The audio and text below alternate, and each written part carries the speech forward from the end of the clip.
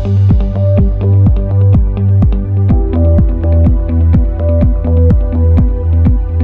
everyone and welcome to this discussion. I'm Francesca Profeta, Research Analyst for Staff and Industry Analyst, and I'm really delighted to be joined by today Caroline Pfeiffer Marinho, Vice President of the World Employment Confederation and Global Business Leader at Right Management. So today we're going to be having a quite short discussion, but very meaningful. The topic is ageless talent, how the staffing industry can lead the workforce revolution. Together we are going to explore the truly multi-generational workforce currently, what it means in today's workforce, how it's evolving, and what research findings we're coming out of with both SIA and WEC research. So definitely looking at the opportunities that lie ahead. So with that, let's start with you, Caroline.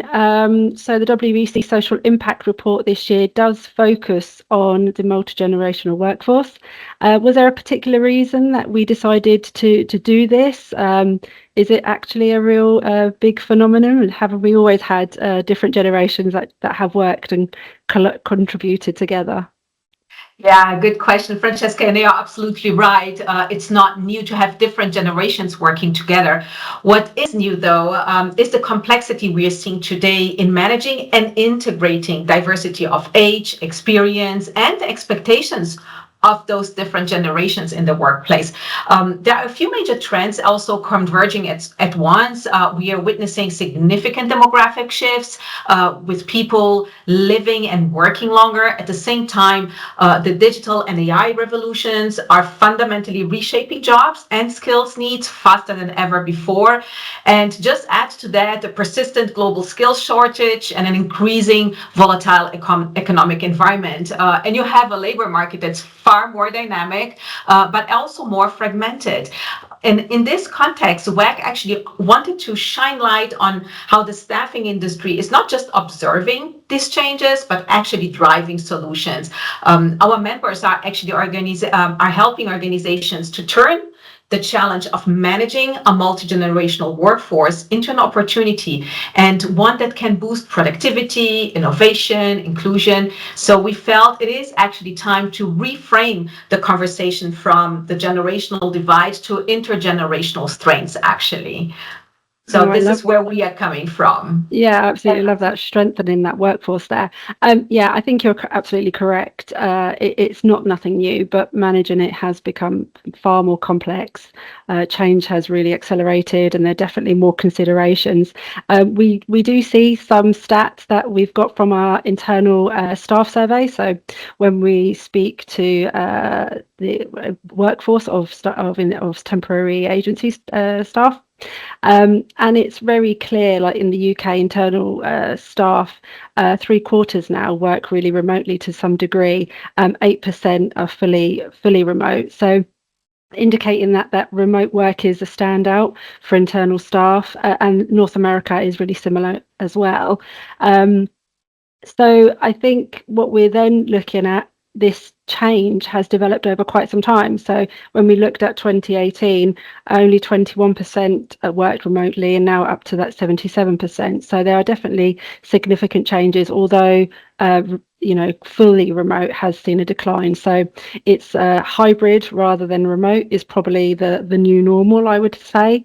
And also internal staff expectations have changed. So candidate expectations have also changed. So we've seen a little bit of a flexibility mismatch. So what's interesting about this, when we look at net promoter scores, people that have personal choice to work a little bit at home, a little bit in the office, their net promoter score is quite high. 94% feels that their job is offering some flexibility. 66% net promoter score, which is fantastic, considering generally that they're not that high. But when we look at mandates, and that's been a big issue, I think, for many people, the net promoter score drops to 32%. So I think sometimes staffing firms missing the point on the whole mandating thing. So that is really interesting. And we have seen this evolving environment around the employees' needs that are coming up. So does SIA research also confirm those evolving needs on the client side, and what keeps them awake at night these days? Anything you would like to share on that? Yeah, absolutely. Like I said, the client needs are changing fast. We have quite a lot of data from our Workforce Solutions Buyer Survey, which we break out by region. So I'm just going to go into some differentiators for you. One positive is that when we look at the share of contingent labour that's being used by these organisations, it sits at between 20 and 22% regionally, and in Europe it is expected to increase over the next 2 years, so 25% in 2 years' time, and then up to 27%. So that's the positives. There's still going to be this requirement, but we're also seeing evidence that buyers are shifting more into more work based outcomes. So clients are definitely diversifying their programs, from more of a traditional staffing point.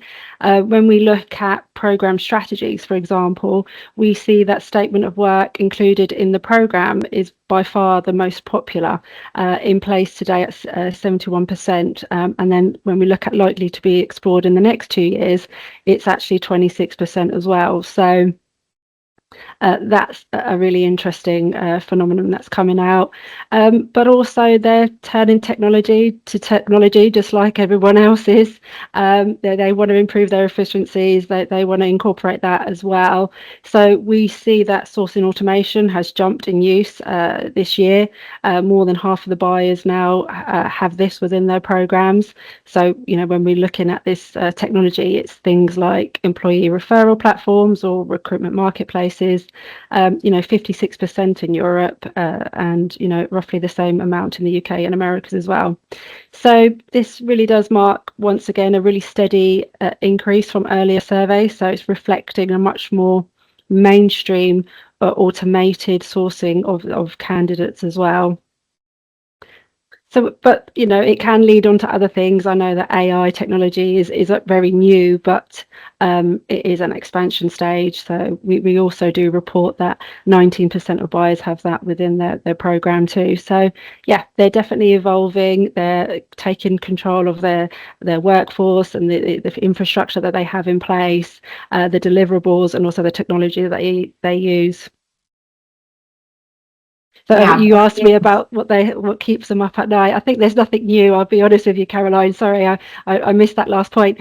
But what keeps them up at night when we look at it, it's things like program adoption, cost savings, global rollout. They're the kind of things that come up year in, year out.